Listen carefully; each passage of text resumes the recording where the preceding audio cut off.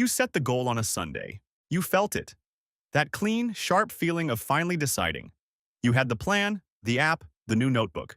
You told yourself this time was different. By Wednesday, it was over. Not with a dramatic failure, no explosion, no breakdown, just a slow fade. You got busy, you skipped one day, then two. Then it was just gone, like it never mattered at all.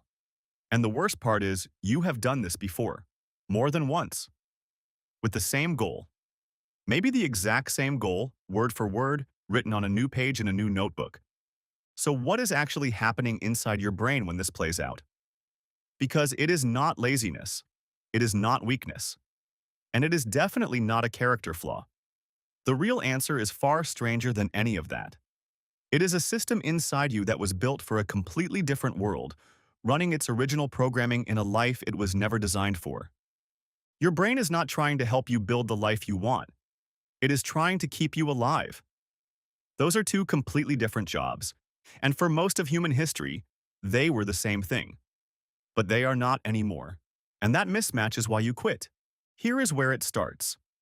Your brain runs on a principle that psychologists call the path of least resistance, but neuroscientists describe it more precisely as cognitive load minimization.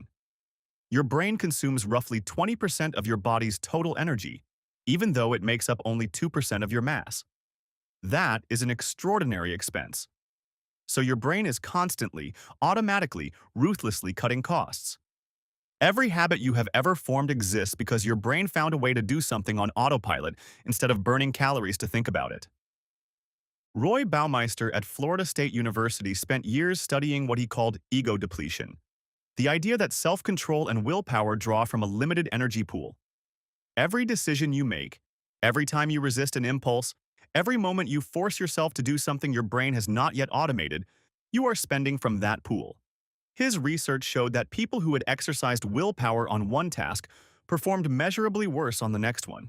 You are not choosing to quit. You are running out of fuel. But there is a deeper layer underneath this. It is not just about energy. It is about threat detection. Deep in the base of your brain sits a structure called the amygdala. Its job is surveillance. It is scanning your environment constantly for anything that represents a threat to your survival, your status, your belonging in the group. And here's the part that most productivity advice completely ignores. Your amygdala does not know the difference between a physical threat and a psychological one. A lion charging at you and a goal that feels overwhelming produce the same neurological alarm signal. Both get flagged as danger. Both trigger the same ancient instruction: stop, retreat, conserve. When you set a big goal, you're not just setting an intention. You're showing your brain a gap, a large, visible distance between where you are right now and where you are trying to go. And your amygdala reads that gap as exposure, as risk, as the feeling that you could fail, be judged, be humiliated, or be wrong about yourself. And so it starts working against the goal. Not because it is broken, because it is functioning exactly as it was designed to. This is what researchers Gabriele Oettingen and Peter Gollwitzer at New York University found in decades of studies on goal pursuit. They discovered that simply fantasizing about achieving a goal actually made people less likely to achieve it. When you imagine the outcome vividly, your brain partially registers the reward as already received. Motivation drops. Urgency disappears. The brain says the work is done, even when it hasn't started. Oettingen developed a technique called WOOP, which stands for wish, outcome, obstacle, plan, and it consistently outperformed pure positive visualization in clinical trials. The key insight was the obstacle. The people who anticipated the specific obstacles standing between them and the goal were the ones who followed through. Not because they were more disciplined, because they had given their brain a specific problem to solve instead of an abstract dream to chase. Your brain is not motivated by vague futures. It is motivated by concrete problems. It evolved in a world of immediate, tangible challenges. Find water today. Build shelter before dark. Catch the animal, or go hungry. Every single motivational system in your brain is calibrated for short timelines, visible outcomes, and immediate feedback. A goal set for 3 months from now is neurologically almost invisible. This is why the first few days of any new goal feel electric. Your brain is engaged with something novel. Novelty triggers dopamine, the neurotransmitter that drives seeking behavior. Dopamine is not the reward chemical. That is one of the most widespread misconceptions in popular psychology. Dopamine is the anticipation chemical. It fires hardest when you are moving towards something, when the outcome is uncertain but possible. The moment the goal starts to feel routine, dopamine drops. The electric feeling fades, and your brain begins looking for the next thing that is novel. James Clear, in his work on habit formation, describes a concept he calls the valley of disappointment. It is the gap between the expected progress curve and the actual one. You expect a straight line up. What actually happens is a long, flat stretch where nothing seems to be working, followed eventually by a sudden jump when the habit finally compounds. Most people quit in the flat stretch. They interpret the absence of visible progress as evidence that the goal is wrong or that they are wrong for it. But the flat stretch is not failure. It is the period when the habit is being built below the surface in neural pathways that have not yet become automatic. Your brain needs about 66 days on average, according to research by Philippa Lally at University College London, to form a new habit. Not 21 days, which is the myth. 66 days. And that number varies widely depending on the complexity of the behavior, the environment, and the person. You have been trying to build permanent change in a window designed for temporary effort. There is also the identity problem. And this one runs deeper than any of the others. When you set a goal, you are usually setting it as something you want to do. Run a marathon. Save money. Write every day.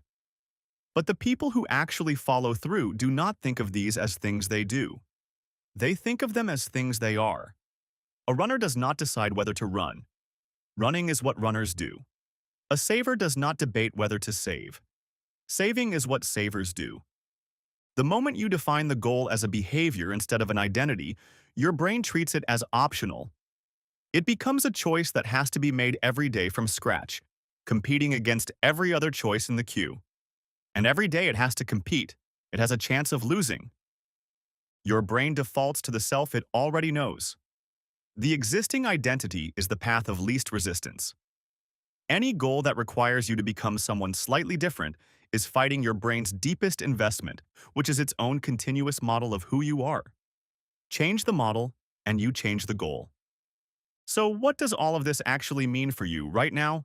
The person who has quit before and is wondering whether there is a different way. The answer is not more discipline. Discipline is finite. It is not more motivation. Motivation is temporary. The answer is to stop asking your brain to fight its own design and start building conditions where the thing you want becomes the thing your brain finds easiest. Make the gap small enough that your amygdala does not read it as a threat. Start so small it almost embarrasses you. 5 minutes, not an hour. 1 page, not a chapter. 1 push-up, not 50. Not because the small thing matters on its own, because the small thing trains the neural pathway. It builds the identity. It keeps the streak alive through the flat stretch until the habit runs without effort. Anticipate the obstacle before it arrives. Name it specifically. If you miss a day, what will you tell yourself? Plan that answer now. Your brain needs a prepared response or it will generate its own, and its default response is to quit. And change the label. Not someone who is trying to save money. A saver. Not someone who is trying to exercise. An athlete. The label signals the brain. It shifts the default.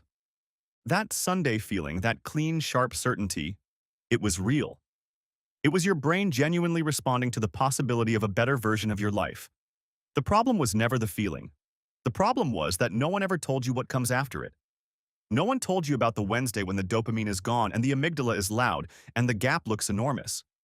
Now you know. The goal did not fail. The system failed the goal. And now that you understand the system, next Sunday's decision does not have to end on Wednesday. It can end somewhere entirely different.